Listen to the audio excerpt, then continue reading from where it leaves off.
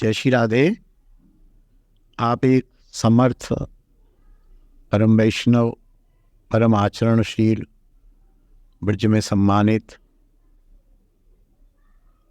पूज्य गुरुदेव के शिष्य हैं। गुरुदेव समर्थ हैं, आपकी श्रद्धा भी है, लेकिन भक्ति के 64 अंगों में एक बात कही गई है कि बहुत अधिक न तो ग्रंथ पढ़ने हैं, न तरह तरह के लोगों को सुनना है।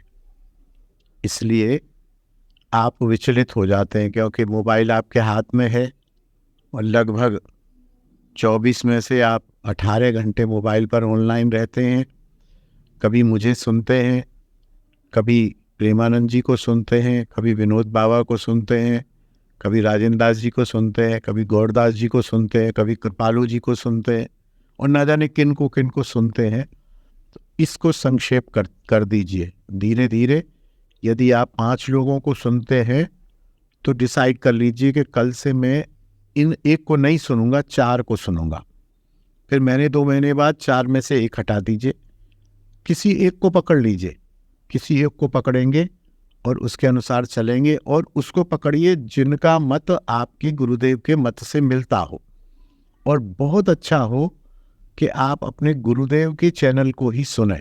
गुरुदेव का चैनल होगा, जरूर होगा, नहीं तो कोई उसी संप्रदाय के विद्वान होंगे जिनके प्रवचन आते होंगे, उनका कोई ग्रंथ होगा, गोपाल विलास, उस गोपाल विलास को पढ़ें। भटकना छोड़ दें। आप जितना भटकेंगे उतने आप कंफ्यूज हो जाएंगे। अब आपके गुरुदेव भी, क्योंकि एक महान गुरुदेव हैं, हजारों शिष्य हैं उनके, तो आप गुरुदेव के पास जाकर चर्चा करें और गुरुदेव आपसे मिले, आपके प्रश्नों का जवाब दें, ऐसा भी संभव नहीं है। उनसे मिलना, उनके दर्शन करना, उनसे बात करना, उनसे फ़ोन पे बात करना भी बहुत टेढ़ी खीर है। तो इसलिए आप अपने आप को समेट लीजिए। जो छोटे मोटे प्रश्न आप पूछते हैं मेरे से पूछते रहिए, और इधर उधर के ज़्यादा लोगों को सुनना बंद कर दीजिए, क्योंकि हर आदमी का अलग एक मत है। वह मत परिपूर्ण होता है मेरे हिसाब से। जैसे मैं कहूँ कि कॉमर्स पढ़ने वाले पागल हैं और साइंस पढ़ने वाले अच्छे हैं, नहीं। कॉमर्स पढ़ने वाला भी अच्छा है, साइंस वाला भी अच्छा है, मैनेजमेंट वाला भी अच्छा है, आर्ट्स वाला भी अच्छा है। इसी प्रकार प्रेमानंद जी भी अच्छे हैं, विनोद बाबा भी अच्छे हैं, गौरदास जी भी अच्छे हैं, कृपालू जी भी अच्छे हैं, और राजेंद्र दास जी भी अच्छे हैं, और फलाने वो हनुमान प्रसाद पोद्दार भी अच्छे हैं, और ये भी अच्छे हैं, वो भी अच्छे हैं। सबके मार्ग भगवान की तरफ ले जाते, लेकिन मार्ग और उपासना में सबकी अलग अलग होती है। एक कहता है एकादशी जो नहीं रखता है वो वैष्णव नहीं है, एक कहता है जो एकादशी रखने की कोई ज़रूरत ही नहीं है। अब आप जैसा साधक भटक जाता है। इसलिए किसी एक को सुनिए, किसी एक को पकड़ लीजिए, उसको पकड़ लीजिए, वो आपको अपने गंतव्य स्थान पर ले जाएगा।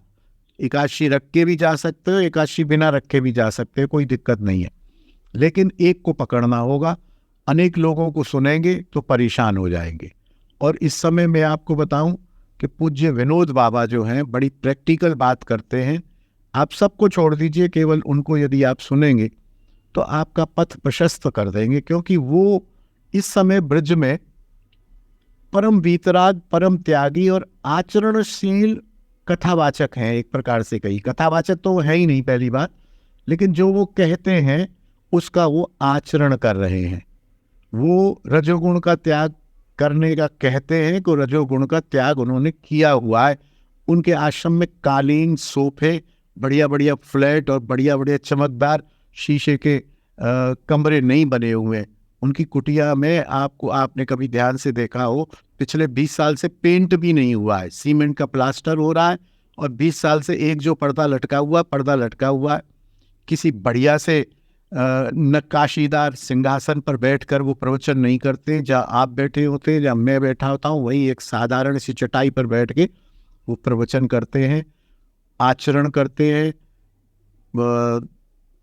पूरा रात के 3 बजे तक से लेके 2:30 बजे तक 12 घंटा भजन करते हैं। उसके अलावा भजन भजन भजन कोई बात ही नहीं है। न रजोगुण है, न तमोगुण है, न उनके पास काली लाल गाड़ियां हैं, न उनके पास संग्रह है, ना उनके पास बैंक बैलेंस है, ना उनके शिष्य तक नहीं बनाते हैं। देखिए, तो कंपैरेटिवली सभी अच्छे हैं, लेकिन जिसने वास्तव में, अरे हम ये कह सकते हैं ये सब समर्थी पुरुष हैं, इन्होंने मन से सब चीज़ों को त्याग रखा है, बहुत अच्छी बात है, लेकिन उन्होंने मन से भी त्याग रखा है और वास्तविक रूप से भी त्याग रखा है, तो इसलिए वो इन सब से शास्त्र की दृष्टि से श्रेष्ठ साबित होते हैं। और उनके जो वचन हैं, देखिए, जो आचरण करेगा और बोलेगा उसके वचन प्रभावशाली होंगे, और जो खाली बोलेगा और विपरीत आचरण करेगा, भले ही वो अनासक्त है, उसको उस सब राजसिकता तामसिकता का अपने सामर्थ्य होने के कारण कोई प्रभाव नहीं हो रहा है, लेकिन मुझ जैसे साधारण व्यक्ति देखने पर तो कहते हैं माया त्यागो, और खुद माइक जीवन जी रहे हैं। इसलिए आप केंद्रित हो जाइए, कहीं भी हो जाइए, ये तो मैंने सलाह दी है, जरूरी नहीं है, आपको जहाँ भी जो भी वक्ता अच्छे लगे उस पर केंद्रित हो जाइए। और बहुत अच्छा हो कि आप अपने गुरु घराने का गोपाल विलास नामक एक ग्रंथ है, उसका नियम से पालन कीजिए, उसको सुनिए और अपने ही गुरु घराने के चैनल्स को सुनिए, तो आपका कल्याण हो जाएगा। जय श्री राधे, जय निताई। बोल हरि बोल हरि बोल।